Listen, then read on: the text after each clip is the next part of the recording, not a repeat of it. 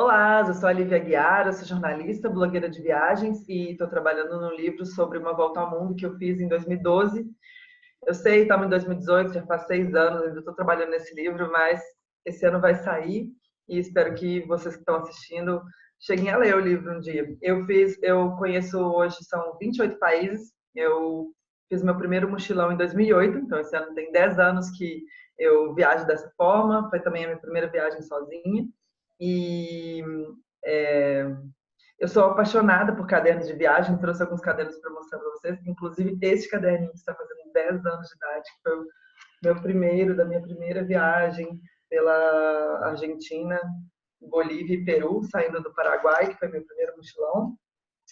E, bom, queria dividir um pouco da minha experiência como escritora, não sei, como pessoa que escreve sobre as viagens, pensa sobre as viagens, publica elas de alguma forma que faz sentido, que as outras pessoas queiram assistir. E espero que essa palestra ajude você também a se organizar, a organizar seu pensamento durante a sua viagem, para que as suas memórias fiquem guardadas de forma mais carinhosa, que os casos, né, mais legais que você viveu, as suas primeiras impressões de viagem fiquem registradas, tanto para você contar para os seus netos, né, daqui a muitos anos, ou mesmo para publicar, né, no blog, no Instagram, no seu Facebook, no Tumblr, na próxima rede social que vai existir, não sei. Então, vamos começar primeiro com a primeira pergunta, assim, registrar para quê? Para lembrar.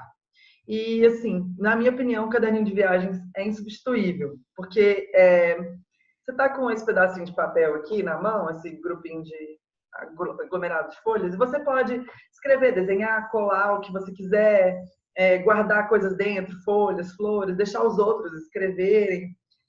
Ele não precisa de bateria, não tem, né? Assim, o único risco é realmente perder, porque o resto até molhar, respingar vinho, cerveja, esmagar formiga, todos esses detalhes acabam sendo interessantes, assim, para dar mais charme para o seu relato. E aí, para não perder, ou se você perder, se ele puder ser encontrado, sempre a minha dica é anotar o seu nome no começo do caderno, ou então no final, para se alguém encontrar, te devolver. E é muito legal, assim, também registrar realmente quando você está na viagem, ou pelo menos quando você acabou de voltar de uma viagem curta, é porque você consegue guardar as primeiras impressões que você teve ao chegar num lugar novo. Muitas vezes, assim, tanto quanto a gente vai fazer uma viagem para um lugar desconhecido, que fica até no seu próprio estado, onde você mora, quanto você vai fazer uma viagem para um país completamente diferente, onde você não compartilha a língua, sempre vai ser uma surpresa chegar lá, porque a gente tem o lugar na nossa imaginação, o que a gente acha que vai ver quando chegar no lugar, e o que ele é realmente, com seus cheiros, seus sons, coisas que, né, não, mesmo por mais que a gente leia 1000 blogs antes de viajar, a gente não vai saber, a não ser que a gente chegue lá e tenha a nossa experiência. E guardar essas primeiras impressões em algum lugar é muito legal, porque enriquece a sua narrativa quando você voltar e te ajuda também a lembrar de histórias, te ajuda a voltar nesse momento depois, quando você estiver lendo os relatos. Por isso que eu acho muito legal registrar no caderno de viagens, assim, à noite, depois que você toma banho, aquele momento assim, sabe, bodando no quarto do hotel, dando aquela descansada, bota a perna para cima, ou esperando outras pessoas saírem do banho. É uma hora muito legal para escrever no caderninho, porque você está ali tentando processar o dia dentro do seu cérebro e também tentando processar, e aí já está registrando aquilo enquanto você descansa, né? Descansa o resto do corpo que provavelmente foi muito exigido, assim, batendo pé. E também é legal porque você, quando tem um registro, às vezes você não escreve a história inteira no caderno. Nossa, se eu fosse escrever minha volta ao mundo inteiro, eu gastei 3 caderninhos desses, assim, na minha volta ao mundo. Na verdade, 2 desse tamanho, e o terceiro eu não escrevi algumas páginas só, já era no final da viagem quando eu comecei o terceiro caderno. E é claro que eu não anotei todos os casos de viagem, né, de 9 meses viajando por 20 países, nem 2 caderninhos desse tamanho. Mas eu anotei pequenas palavras-chave, o começo de uma história, ou alguma coisa que hoje, lendo, e eu estou escrevendo um livro sobre essa viagem especificamente, eu lembro das histórias que eu vivi, porque eu anotei. essas pequenas chaves que acionam a memória, assim. Então, contar umas piadas, os perrengues que passou, as pessoas que você conheceu, às vezes conheceu uma pessoa super legal, aí você anota, eu conheci o Anthony da Inglaterra, ou sei lá, o nome de alguém, Ping Shang da China. Você anotou aquilo ali, às vezes você está olhando uma foto antiga e você vê, quem que é essa chinesa? Assim, é a Ping Shang, que eu conheci em tal lugar, em tal cidade, estou escrevendo aqui. Estou vendo aqui no meu diário, isso ajuda. A gente acha que vai lembrar dessas coisas, mas a verdade é que a gente não vai. Então, ter isso anotado em algum lugar parece meio maçante às vezes, assim, no final do dia. Ai, meu Deus, tem que escrever ainda no meu diário. Às vezes eu deixo 3, 4 dias acumularem, assim, até escrever. Mas mesmo com 3, 4 dias, a memória ainda está bem mais fresca do que quando passarem 3, 4 anos, né? E também, não só você vai estar guardando essas memórias para si, mas vai estar guardando essas memórias para a posterioridade. Seja pessoas que vão ler o seu blog de viagens, ou sei lá, o seu Tumblr, seus posts no Facebook que você está contando sua viagem. Ainda que eu sou meio contra ficar postando tudo no Facebook, porque é uma rede social que um dia vai desaparecer e é muito difícil coletar de volta, principalmente que a gente escreve em texto, né? Porque foto a gente consegue baixar as fotos lá nos álbuns, mas o que a gente escreveu em texto desaparece. Então, eu não acho que é uma boa ideia postar no Facebook. Postar em outro lugar, abre o Medium, né? Não quer que seja conhecido para pessoas fora do seu círculo.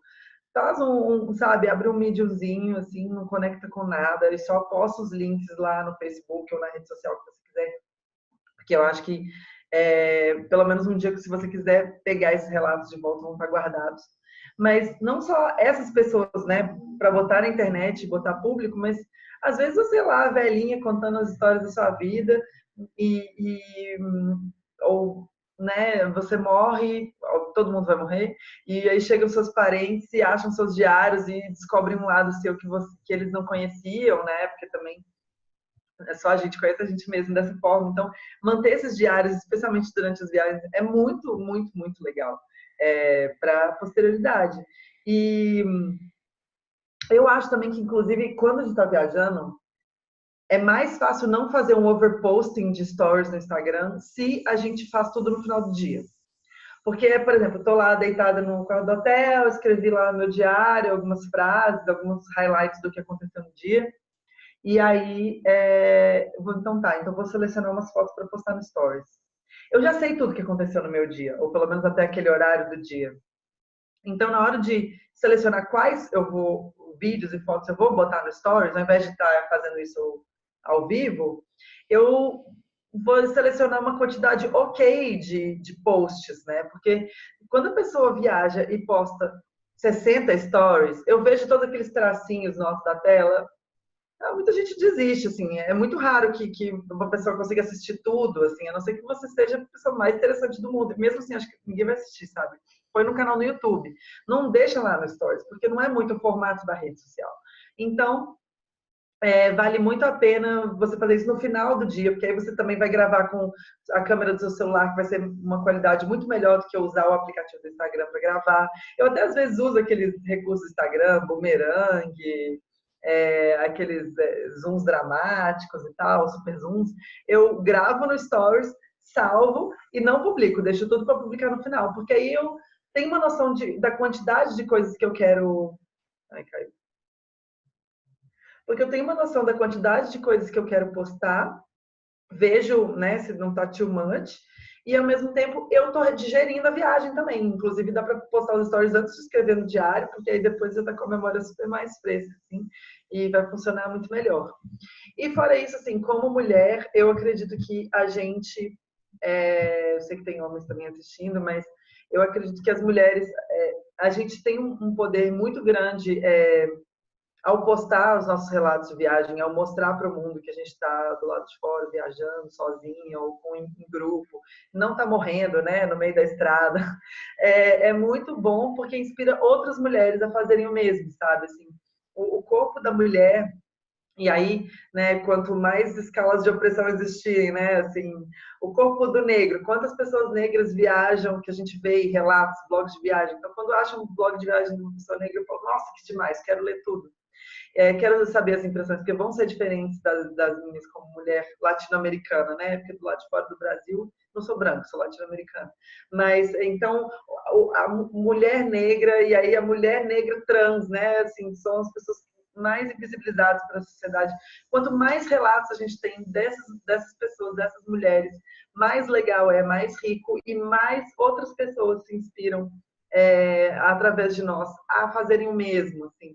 Talvez não fazerem o mesmo, a mesma viagem, mas ir atrás do sonho, mesmo que não tenha nada a ver com viagem mesmo, colocar os nossos relatos no mundo é muito legal, assim, eu acho que é importante para a gente construir essas mulheres que estão chegando aí no futuro, que vão ser, espero eu, mais fortes, mais livres e mais viajantes, né? Para deixar de ser uma questão, nossa, mas você é mulher, você vai viajar, você vai sozinha? Ah, essa pergunta me enerva. E até para falar um pouco de, tipo, relatos de viagens interessantes, eu trouxe aí algumas mulheres do século XIX que escreveram diários e que fizeram grandes feitos, assim, que você pensa, no século XIX as mulheres estavam lá cozinhando, essas mulheres bateram, né, em todos esses estereótipos e estavam por aí no mundo.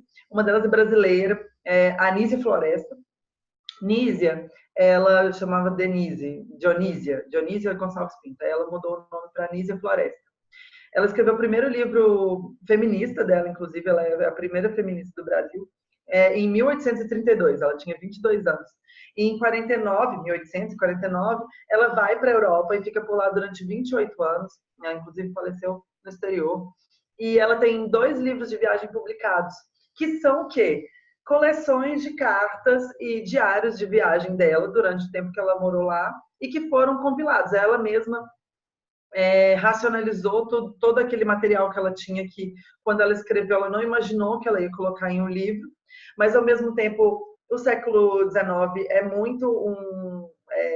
muito popular o gênero de relatos de viagem, porque as pessoas estavam viajando muito mais, né, assim, do que em outros séculos, e elas queriam saber mais sobre o mundo, né, o pensamento europeu do colonialismo. Então, tipo, o mundo está ficando cada vez mais conectado aí nesse 1800 e os relatos de viagem são vorazmente consumidos. Por isso que a Anísia compilou e publicou, inclusive em inglês, em francês, que é o Itinéraire d'un voyage en Allemagne, que é uma viagem à Alemanha, que ela publicou em 1857 em francês e que só foi traduzido para o português em 1982, ou seja, 125 anos depois. E ela tem outro que é Trois ans, desculpa que eu não sei falar italiano, Trois ans en Italie, suivi do voyage en Grèce, ou seja, 3 anos na Itália e seguidos de uma viagem à Grécia, que foram, na verdade, 2 volumes. O primeiro volume foi publicado em 1864 e foi traduzido para o português em 1998. E o segundo volume, que tem essa segunda parte da viagem à Itália e a viagem à Grécia, foi publicado em 1872, lá na França, e não teve tradução para o português. Então, assim, ela tem todos esses relatos, que é uma visão, né, de uma mulher latino-americana num país civilizado, né, assim, como que essa perspectiva é totalmente diferente de, né, a gente lê muito sobre várias mulheres que viajaram o mundo, vários homens que viajaram o mundo, né, assim, mas é sempre muitos relatos, são muitos relatos europeus. Então, é muito interessante, quem quiser procurar os textos da Anísia Floresta, vai ter um pouco de dificuldade, mas tem um link que eu vou deixar aqui, que é de um artigo que fala sobre as viagens, é um artigo curtinho que já dá uma ideia para entender um pouco a Anísia, assim. E tem um outro livro que é muito legal, que foi Como Eu Conheci a Anísia, que é esse aqui, Peregrinas de Outrora, Viajantes Latino-Americanos do século XIX, que é da Estela Maris Catena Franco, que é uma historiadora de São Paulo. E é bem legal, além da Anísia, que eu conheci através desse livro, ela publicou também sobre a Gertrudis Gomes de Avellaneda, que é uma cubana, que publicou em 1838, e a Eduarda Mancia, que é uma argentina, que publicou em 1882. Então, esses 3 relatos de mulheres também bem diferentes, porque a Anísia é a primeira feminista do Brasil, então tem toda essa coisa, ela estava ligada ao movimento abolicionista e tal, e as outras mulheres têm outras visões de mundo bem diferentes, então vale a pena também conhecer esse livro. Comprei pela internet, fácil de achar. E a outra mulher que eu queria falar é a Marianne North. Tem, assim, a gente pode falar de 1000 pessoas viajantes, né? Assim, eu sou muito fã do Marco Polo. Eu acho que os relatos de viagem dele são sensacionais e é tudo curtinho, assim. Eu queria muito que ele tivesse escrito muito mais que ele escreveu, mas ele publicava de forma serial, assim, em umas revistas e tal, nos jornais. Então, é uma pena que ele não escreveu mais, porque quando ele se presta a realmente escrever é muito interessante. Mas queria trazer aqui na palestra uns exemplos de mulher. Palestra, né? Nesse congresso virtual, palestra estranha, que não estou vendo ninguém, mas espero que você esteja gostando. E eu queria trazer essas narrativas de pessoas que são muito silenciadas, né? E eu gosto muito, que estou fascinada, na verdade, pela Marianne North, que é uma pintora botanista do século XIX também, que ela nasceu em 1830, e aí a aristocracia inglesa, rica pra caramba, não sei o quê, e aí quando a mãe dela morre, ela meio que era cantora, mas aí a voz dela não era tão boa, aí ela começou a pintar, e aí a mãe dela morre, ela começa a pintar plantas, e ela fica fascinada, ela se torna nunca estudou formalmente, mas se torna uma especialista em botânica, e é apaixonada por viagens. O pai dela gostava muito de viajar, e aí quando a mãe dela morreu, ela fez uma promessa que ela jamais casaria, que ela ia cuidar do pai. Mas o que ela queria mesmo era a liberdade dela, né? Porque casar no século XIX significa se submeter às vontades do marido, né? Assim, quando a mulher passava de posse, né? Da família, do pai da família para o marido. E aí, quando ela promete que ela não vai se casar, ela está ali comprando uma carta de alforria. E ela sai para viajar com o pai, viaja pela Europa, começa a pintar a óleo na Europa e tal, porque saiu da Inglaterra ilha, né, e foi para a Europa continental. Depois ela vai para a Ásia com o pai ali, norte da África, assim, mais perto da Europa. E aí o pai dela falece e ela sai no mundo, viaja sozinha, vai para vários lugares, foi para o Brasil durante 2 anos. Esse livro aqui são os registros das 112 pinturas a óleo que ela fez da flora do Brasil. E é um trabalho muito maior, muito mais extenso do que de todos todos os homens que publicaram Rugendas, né, que são conhecidos por terem registrado o Brasil em imagens antes da existência da fotografia, o Brasil colonial. Marianne North, ela foi muito mais prolífica do que qualquer outro. Olha esse aqui, a Baía de Guanabara. É sensacional, assim, né? E ela foi muito mais prolífica do que qualquer outro artista europeu que veio até aqui. Olha o Pão de Açúcar. E ela é fascinada por botânica, então ela não pinta gente. Fez 112 telas do Brasil, mas ela fez 832 telas a óleo de paisagens naturais do mundo inteiro. Então, ela deu a volta ao mundo 2 vezes, a primeira em 1871 e a segunda em 1885, sendo que ela cruzou o Atlântico 8 vezes, e o Índico 2 vezes, o Pacífico também 2 vezes. Tem pinturas muito legais assim do mundo todo, especialmente, né, da flora do mundo. E ela era admirada muito pelos cientistas, pelos botanistas. O Darwin viu o trabalho dela e achou foda pra caralho, porque, né, assim, ele não estava ali desenhando, né, e de repente ele ficou em choque assim ao ver a obra da Marianne. E ela também, como era rica, depois que ela voltou, já estava mais velha, assim, ela morreu com 59 anos. Ela foi e abriu a própria galeria de arte, onde ela dispôs todas essas 832 telas, 832 quadros, numa galeria meio organizada por geografia. Então, geograficamente, você dá uma volta na sala e você dá uma volta ao mundo com as pinturas delas botânicas. É um trabalho super incrível. E, é claro, como uma mulher que está querendo também contar a sua história e contar o seu registro, ela tem 2 livros autobiográficos publicados. Um que ela publicou em vida, que chama Recollections of a Happy Life, Being the Autobiography of Marianne North, ou seja, Lembranças de uma Vida Boa, tendo a autobiografia de Marianne North, que é de 1892, que foi publicado por ela.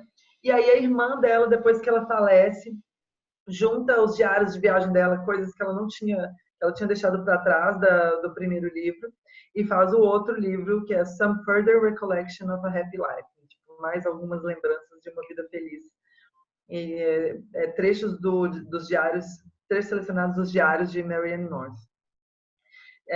Aí, vou até passar o slide aqui, tem umas pinturas muito lindas que eu separei. Tem uma série de 3 pinturas, as 2 primeiras do canto aqui, as 3 que são trípticos, são 2 do Brasil e a última da fileira é uma imagem no Himalaia. Aí essa pintura vertical é uma árvore chilena e essa de baixo dá para ver bem o Monte Fuji. E é muito interessante para mim assim ver esse quadro do Monte Fuji, porque o que está em primeiro plano? As plantas, que é a obsessão, são a obsessão dela, né?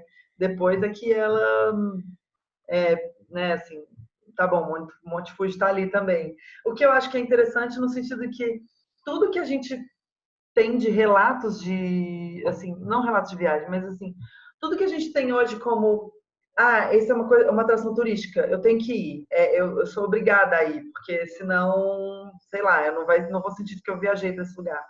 Não existe atração obrigatória turística. O seu interesse é o principal, tem que ser o principal força motriz da sua viagem. Porque, tá bom, eu acho a Torre de Paris, a Torre de Eiffel ótima. Tá bom, eu acho a Torre Eiffel ótima, assim, adorei visitar, a vista lá em cima é linda e tal, quando a torre acende, mas tem gente que não tá afim, tem gente que, se você quiser passar uma semana fazendo um piquenique na beira do Sena em Paris, ninguém vai te julgar, sabe? E eu vejo isso, assim, nas pinturas da Marianne North, porque ela tinha uma obsessão muito clara por plantas, ela pintou isso e ela não se sentiu obrigada a pintar outras coisas, porque eram icônicas ou que tinham impressionado ela também de outra forma, porque ela queria pintar aquilo. E acho que isso também nas nossas viagens, não perder tempo com o que a gente não quer fazer, mas que a gente faz por obrigação, sabe? A gente, né, fica guardando dinheiro para poder viajar e aí depois gasta com coisa que a gente não está afim, na verdade, de viajar, né? Então, já está encerrando meu tempo, na verdade. Queria falar de mais algumas mulheres viajantes que também são muito legais. Tem milhares, né? Começa a procurar na internet textos de viagem. Eu amo também o Heródoto, né? Que é considerado o primeiro historiador. Para mim, o livro dele é um relato de viagem. Grego, né? Das Antigonas, assim, sei lá, antes de Jesus Cristo. Agora eu não vou lembrar a data, mas enfim, Heródoto. Mas assim, das mulheres que eu queria muito dar luz, além da Gertrudes e da Eduarda, que também estão nesse livro das Peregrinas de Outrora, tem a Nellie Bly, que é uma jornalista que é de 1864, e ela escreveu um livro que é A Volta ao Mundo em 72 Dias, porque o Júlio Verne, ele nunca saiu da Europa, né? Ele viajou só da Inglaterra para a França e da França para a Inglaterra. Enfim, quer dizer, da França para a Inglaterra, da Inglaterra para a França. E ele tinha um poder de imaginação maravilhoso, né? Que inclusive possibilitou ele escrever todos os livros maravilhosos dele e tal, que são clássicos. Mas o Da Volta ao Mundo é cheio dos preconceitos dele, porque ele não conhecia os lugares que ele estava descrevendo. E aí isso acabou suscitando com que várias pessoas quisessem fazer a volta ao mundo que ele escreveu no livro. E a Nellie Bly, ela escreveu, ela era jornalista, e ela dá essa volta ao mundo, dura 72 dias, não 80, ela consegue ser mais rápido que Júlio. E é muito interessante o relato dela, né? Uma mulher do século XIX bem marcada. Os primeiros capítulos ela fala, tipo, quais roupas ela tá levando, e tem, claro, uma visão muito colonialista, né? De uma mulher inglesa e tal, mas muito interessante de ler o relato, mulher americana, dos Estados Unidos, muito interessante de ler o relato dela. Aí tem a Gertrude Bell, que é uma história, foi escritora, arqueóloga, exploradora, 1868 também, né, assim, década de 60, de 1800, e ela trabalhou para o governo britânico, demarcou terras, descobriu ruínas da Mesopotâmia, uma mulher bem assim, né, ia para todo lado, assim, de cabeça, muito inspiradora. Tem a Alexandra David-Néel, que é belga francesa, que é de 1868, também, a Gertrude também é de 1868, e ela foi uma exploradora que foi a primeira mulher e a primeira pessoa da Europa a ir até o Nepal, que era proibido para os estrangeiros, assim, tipo, os europeus, enfim. Eles não estavam fechados. E aí ela aprendeu a falar o nepalês, conseguiu um guia lá, foi atrás, é budista e escreveu muito, tem muitos livros publicados sobre essas impressões dela. E, né, imagina, tá no Nepal, um lugar totalmente cru de qualquer influência, né? É impossível fazer uma viagem dessas hoje em dia, chegar num país que ninguém sabe quem você é ou de onde você vem, ter alguma referência, né? Brasil, eu viajo para qualquer lugar, falo que eu sou do Brasil, porque tem pelo menos um Kaká, Neymar, Ronaldinho, alguém sabe alguma coisa de futebol, sabe alguma coisa de Brasil, ou pelo menos sabe que está longe. Mas quando você chega num país que as pessoas não têm nem ideia que o seu país existe, né? Que a sua cor existe, que o seu olho do jeito que ele existe, é muito doido. Eu fico imaginando isso, assim. Viajantes que fazem essas coisas me deixam muito louca. E tem a Margaret Mee, que é também uma botânica, assim como a Nellie Bly, como a Marianne North. E ela é muito legal, são umas aquarelas belíssimas, belíssimas. Ela é de 1909 e ela também pintou muito pelo Brasil, então é uma outra artista que vale procurar para ver pinturas desse Brasil antigo. E, na verdade, essas botânicas, né, desse Brasil. Muitas plantas não sei nem se existem ainda ou quão raras elas são. E quem quiser saber mais também, tipo, ver alguns outros diários de mulheres americanas e inglesas, tem uma biblioteca bem legal na Duke University, na Carolina do Norte, que tem vários desses diários digitalizados. Vou deixar o link aqui também para vocês verem. E eu acho que é isso, assim, tem uma questão muito grande da gente, por que eu estou escrevendo isso, né? Por que eu estou tomando meu tempo da viagem, sentada num café, escrevendo sobre esse relato, ou por que eu acabei de voltar, estou cansada, ou tenho um monte de trabalho que eu tenho que ler, 1000 e-mails na minha caixa de entrada, mas é muito legal fazer, assim, ou chegar de viagem, sentar e anotar, rever as fotos e ir contando as coisas assim, que você lembra, ou então durante a viagem, tem um momento mesmo do dia que você para, escreve, vai para fora, vai para um café mesmo na rua, tomar um café consigo mesmo. Às vezes a gente está viajando em grupo, não tem muito um tempo para ficar consigo mesmo, assim, e é legal ter esse tempo para refletir, para ver o que você está vivendo, para mesmo digerir tudo o que está acontecendo assim na viagem. E se nós estamos falando de volta ao mundo, vai ser longa. Então assim, não é o mesmo ritmo de viagem que uma viagem curta, né? Tem que ter os seus tempos de pausa, esses tempos que você está fazendo nada de útil como turista, né? E escrever no diário de viagem é um ótimo jeito de ter esse tempo para si.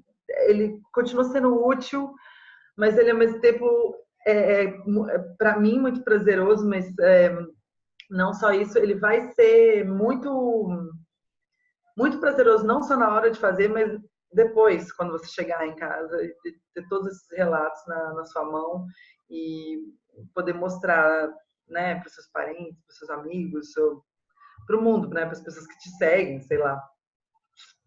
Então é isso. Eu espero que tenham gostado. E bom congresso para vocês.